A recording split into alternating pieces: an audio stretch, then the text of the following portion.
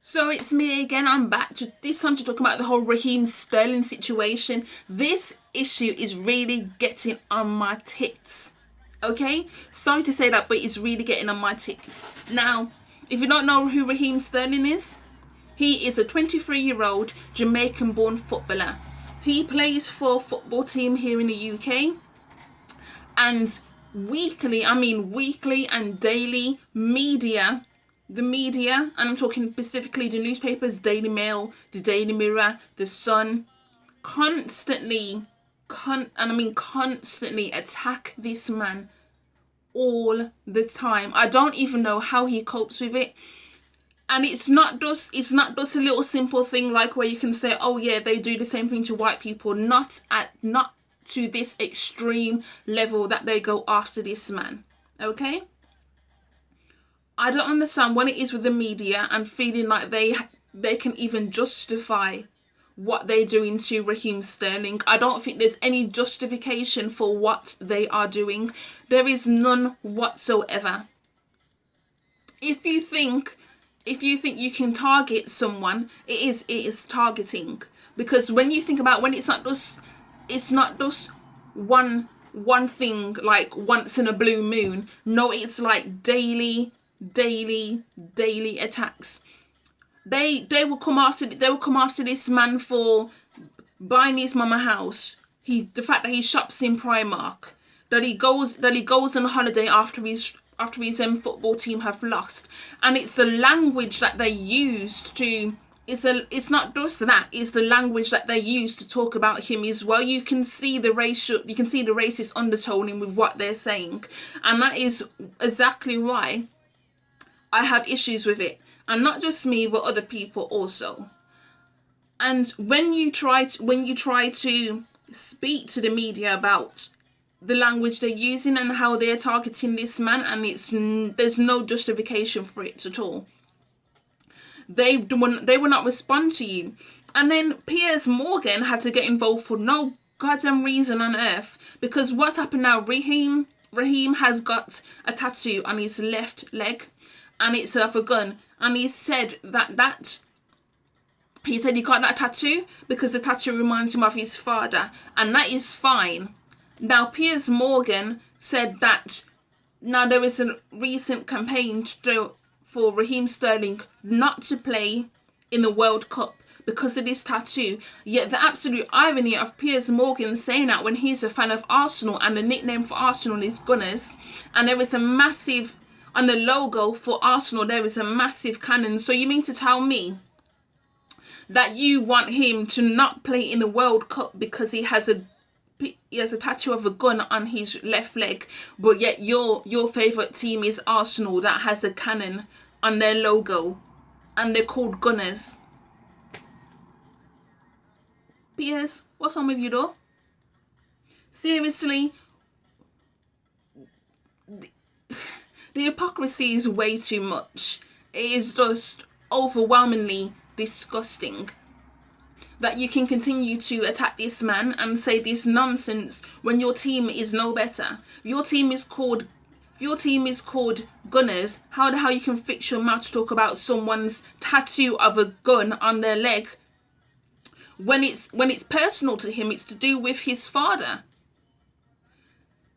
It's so personal to him. So for you to be saying all this nonsense, I don't understand what is wrong with Piers Morgan. I spoke about Piers Morgan before in my video on the royal wedding. If you have not seen that one, please go check it out, because Piers Morgan gets on my last nerve every single time he opens his mouth. Nonsense comes out, shit comes out. It's just a waste of time. Please don't open your mouth again unless you have something constructive to say, which you never do. You don't know the meaning of the word constructive criticism. And when someone actually messaged you on Twitter and said, no, this has something to do with him being black, doesn't it?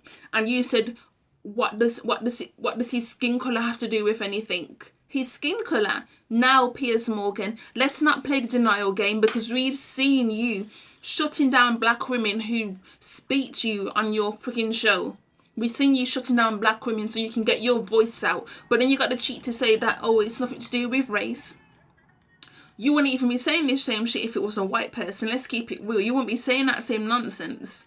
So keep it cute and unmute. Okay, peers? Raheem Sterling is doing nothing but living his best life. I mean, how on earth can the media have a problem with him flying back from holiday on EasyJet? You really had that issue because he used EasyJet. I mean, EasyJet is a shit-ass company. I mean, there's so many complaints about that company. It's actually ridiculous. But at the same time, if he wants to use EasyJet to fly back from a holiday, that is his damn business. And then you got the cheek to say you did one newspaper article talking about, oh, he's going for lunch. And I think he went to Greg's or somewhere, and you have a problem with him going to Greg's. Greg's of all places. Everybody goes to Greg's. In fact, I think this is a smart black man. You're going to Greg's, you're going to Primark to buy your clothes. Just because he's a millionaire does not mean he has to splash out on these expensive ass stores. I personally think just because you got a load of money don't mean you need to be spending it all in these high priced shops where sometimes the clothes will fall apart quicker than the cheap clothes anyway. So you don't need to. Just because you got money don't mean you need to be splashing anymore. Focus more on investing your money than spending the money, you know? I don't understand this madness of talking nonsense about how you got a problem with a man going to Primark, you got a problem with a man going to EasyJet. You got a problem with a man going to EasyJet. You got a problem with a man going to Primark. You got a problem with a man going to Grace. You got a problem with a man wearing, having a gun tattooed on his left leg. You just got a problem with a man everywhere. You mean to tell me this is nothing to do with skin colour?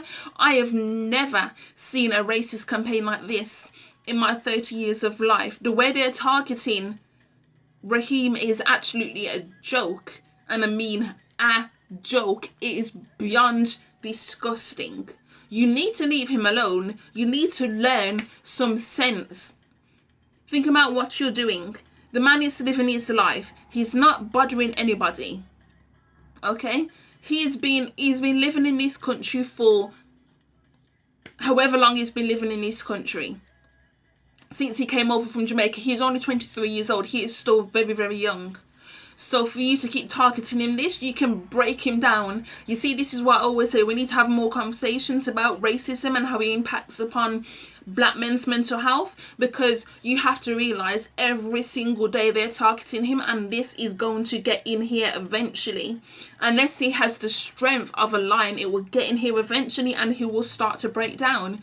And this is the thing what I say about Britain and their racism. They would stay in denial about it so much, and you're left to feel like you're making up. You're left feeling like your feelings are invalidated. You're left feeling like I'm the one dealing with this by myself.